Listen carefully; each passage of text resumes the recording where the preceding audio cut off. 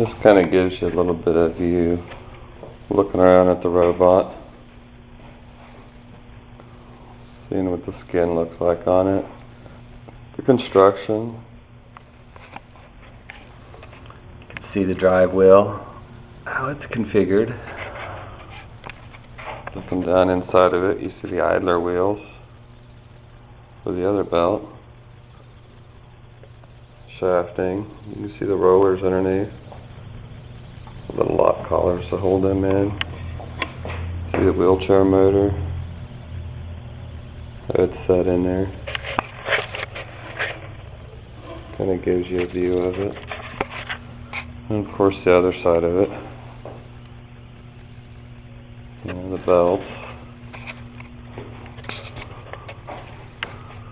Of course, now here's this section just kind of bolts up on top, but I have to still mount those on there. But really not bad for not having a blueprint.